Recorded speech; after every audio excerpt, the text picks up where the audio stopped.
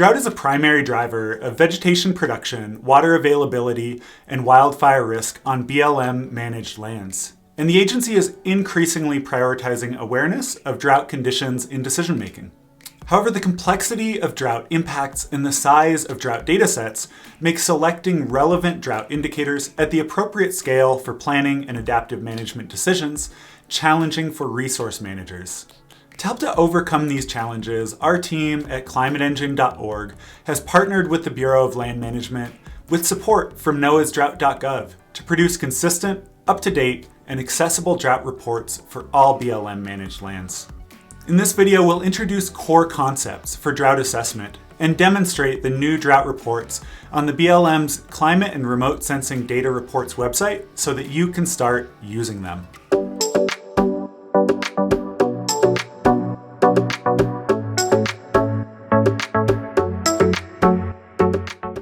The BLM Climate and Remote Sensing Data Reports website is located at reports.climateengine.org and provides near real-time PNG and PDF drought reports at the scale of BLM state offices, district offices, field offices, and grazing allotments in the western U.S. The reports use two multi-indicator drought indices, developed in conjunction with NOAA's National Integrated Drought Information System, or NIDIS, the division of NOAA that runs drought.gov, that capture different types of drought. The tool is specifically intended to provide timely, high-resolution drought information at the scale of BLM-managed land units in an easy-to-use website to streamline decision-making and reporting. Whenever possible, we recommend using these reports alongside additional lines of evidence to demonstrate drought impacts and account for local conditions, such as field visits, field vegetation data, satellite vegetation data, soil moisture data, stream gauges, photo points, and other drought indicators. Before diving into these reports in more detail, we need to introduce a few core concepts of drought and numerical drought indices and discuss the multi-indicator drought indices in more detail. In the upcoming sections, we'll dive into several drought concepts crucial for understanding the new BLM drought reports. We'll begin with an exploration of the complexities of drought and their varied impacts on resources managed by the BLM. Following this, we'll transition into discussing the different types of drought, providing a clear understanding of resource impacts resulting from drought. Next, we'll introduce drought indices, shedding light on how climate data enables us to numerically represent drought. Building on this foundation, we'll introduce the multi-indicator drought blends, which are used in the new BLM drought reports and which synthesize several drought indices we will have discussed. By the end of these sections, we aim to establish a shared understanding for interpreting and utilizing these new drought reports. Drought is a complex hazard that is difficult to represent on a single map or using a single indicator. Meteorological variables such as precipitation, solar radiation, wind speed, humidity, as well as factors such as duration and severity of drought conditions, and the response time of the resource of interest, are all important for identifying appropriate drought metrics. Programs like the U.S. Drought Monitor provide consistent and timely drought information in an easy-to-use format, but can lack spatial detail at the scale of BLM decisions. And in those cases, using additional drought indicators can help to assess drought. A significant challenge in characterizing drought impacts is that different resources respond differently to drought. For example, drought duration is an important factor in drought assessment, with hydrologic resources, such as groundwater and reservoirs, being more impacted by long-term drought, and vegetation being more impacted by short to medium-term drought.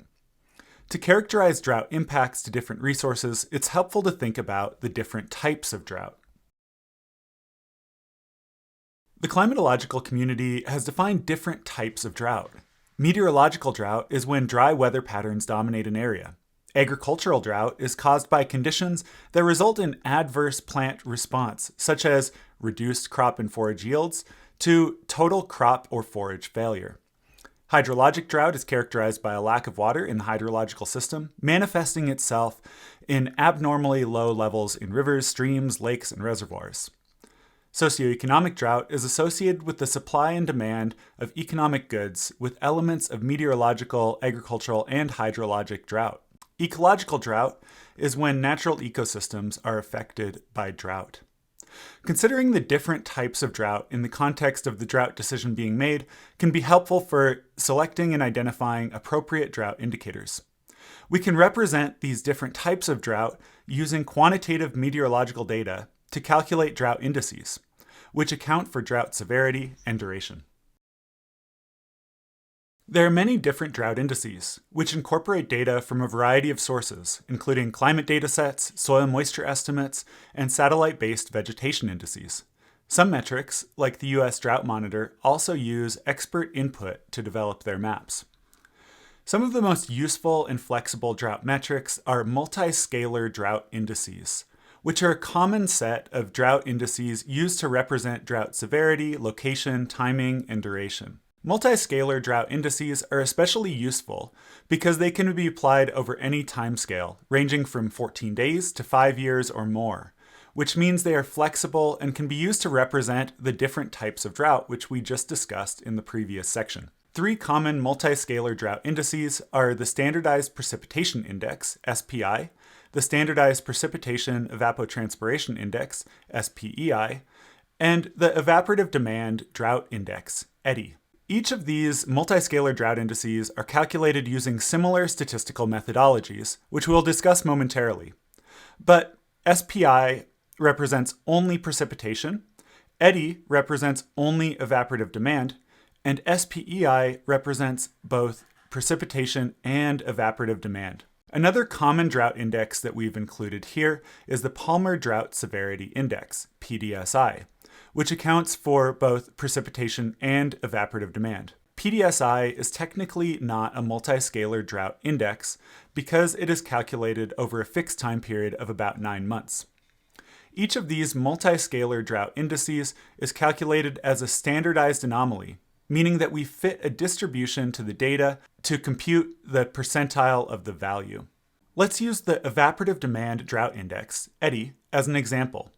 For the date of interest, let's say August 30th, 2023, and the period of interest, let's say 90 days. We sum up the evaporative demand for the 90-day period from June 1st to August 30th for each year in the historical period. Here you can see a plot of evaporative demand during June 1st through August 30th for each year from 1981 through 2020, which we'll use as our historical period. We then fit a distribution to the historical data, which you can see displayed in the bell curve. Then, we take the current year's June 1st to August 30th evaporative demand and place it in the historical distribution. If the evaporative demand has been higher than average, it will have a positive EDI value. And if it has been lower than average, it'll have a negative EDI value. In this case, we end up below the second percentile of the distribution and have an EDI value of negative 2.05. In the table, you can see how SPI, SPEI, and EDI values relate to one another. SPI and SPEI are calculated nearly identically. You can find more information about multiscalar drought indices on the climateengine.org support site. We calculate the multiscalar drought indices using 2 datasets from the University of California, Merced, GridMet and GridMet Drought. Together, these datasets provide high-resolution, multiscalar drought indices that are produced every 5 days. We provide more information about these datasets on our support site at support.climateengine.org. To develop some intuition about how multiscalar drought indices represent different drought timescales, let's look more closely at SPI, the Standardized Precipitation Index, over 2 time periods in Nevada during the 2022 and 2023 water year. The 2022 to 2023 water year was pretty exceptional in Nevada. In the map, we can see that nearly the entire state had above average precipitation, with some locations having up to 10 inches more than average. In the time series figure, we can see when precipitation occurred throughout the year, with several wet periods in the first half of 2023 and several other wet events in the late summer. Let's look at how 90-day and 270-day SPI look when overlaid on the precipitation. In the 90-day SPI plot, we can see that the rainy period in December and January dramatically increased SPI, and that the event in August, which happened to be Hurricane Hilary, also increased SPI. When we now look at 270-day SPI, we can see that these same events also increase the SPI value, but that changes in the 270-day SPI are more gradual and the line is smoother. That is because the 270-day SPI accounts for precipitation during the entire 270-day period preceding the date of interest. So only the prolonged or severe dry or wet periods will move the value dramatically. Now that we have some understanding and intuition about multiscalar drought indices, we can come back to the multi-indicator drought indices that are in the new BLM Drought Reports. The multi-indicator drought indices used in the new BLM Climate and Remote Sensing Data Reports were developed in collaboration with NOAA and represent two different drought timescales, short-term and long-term periods. The multi-indicator drought indices look at current drought conditions across the U.S. by integrating several key drought monitoring indices into a single objective computer-generated map. In the example shown here, we can see a comparison between the U.S. Drought Monitor and the multi-indicator drought blends, and can see that the drought blends often provide more spatial detail, such as representing drought gradients at the scale of individual mountain ranges. Multi-indicator or composite indices combine several of the drought indices that we introduced in the previous section. The short-term drought blend represents periods from around 30 days to 9 months, and the long-term drought blend represents periods from 6 months to 5 years. Here you can see the formulas used to calculate each of the drought blends used in the reports, and you will recognize the drought indices, such as the Standardized Precipitation Index and the Palmer Drought Severity Index that we introduced earlier in the video. Together, these two drought indices represent two drought timescales that can be useful in drought assessment and can help to inform drought response. These indicators also represent drought conditions at the scale of BLM decisions. It's worth reiterating here that no one drought indicator can characterize all types of drought, and that referring to stream flow, groundwater, snowpack, vegetation, and other datasets that are relevant to the resource of interest will help to ensure a thorough drought assessment. Now that we have an understanding of drought processes and drought indices, let's dive into the new BLM Drought Reports at reports.climateengine.org. To see the drought reports, click on the Drought option from the menu. New drought reports are produced every 5 days for each BLM state office, district office, field office, and grazing allotment. Let's walk through an example using a grazing allotment in Colorado's Uncompahgre field office. By default, the most recent drought report will be displayed, but you can find an archive of recent reports as well. Next, we'll select the Colorado State Office, and you can see the report for the Colorado State Office displayed.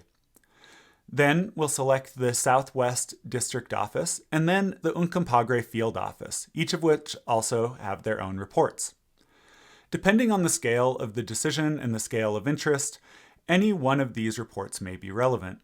For example, the field office scale may be relevant for identifying areas that may be experiencing drought for staff to investigate further. Or the grazing allotment scale may be relevant for developing grazing plans or performing land health assessments. For this example, let's look at the Mesa Creek allotment. Within each report, there are 3 primary data summaries: the current conditions maps, the summary table, and the time series figures. In the Mesa Creek allotment, we can see that the long-term drought blend map indicates moderate to severe drought across the allotment, while the short-term drought blend indicates abnormally dry to moderate drought conditions. The summary table provides area estimates of the amount of the land unit in different drought classes for the current date, 3 months ago, and 1 year ago. For both the short-term and long-term blends, we can see that the allotment is currently in more severe drought than it was 3 months ago or 1 year ago.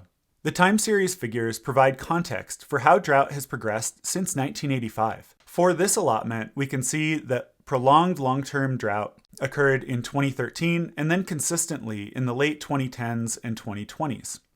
Using these figures, we can better understand how current drought conditions compare to previous events. Each report is produced for download as a PNG image file and a PDF file. For example, to download a PDF file for a given land unit, simply select PDF as the report format and click Download. That is a summary of the BLM Drought Reports. We're also producing other types of reports using a common methodology. which you can access at reports.climateengine.org. For example, we currently have site characterization reports available, which provide satellite-based vegetation data and climate data for every BLM state office, district office, field office, and grazing allotment. Continue to check back as we add new reports. The multi-indicator drought blends and many other multi-scalar drought indices can be calculated in the Climate Engine app at app.climateengine.org. The Climate Engine app has been supported by the BLM since 2015 and makes mapping and analyzing dozens of drought indicators easy and fast. It also has satellite-based vegetation datasets like the Rangeland Analysis Platform and RCMap available, which can be powerful for assessing drought sensitivity and drought impacts to vegetation. Visit climateengine.org or our support site at support.climateengine.org for more information. Thank you for joining me for this video on the new BLM Drought Reports, available at reports.climateengine.org through the BLM Climate and Remote Sensing Data Reports website. I hope this video has provided useful information so that you can feel confident using the new drought reports to guide management response to drought across BLM-managed lands. All of the resources mentioned in this video are linked in the accompanying article and in the description of the YouTube video. If you have any questions, please reach out to us through our support site at support.climateengine.org, where we'll be happy to assist you. We'll see you next time.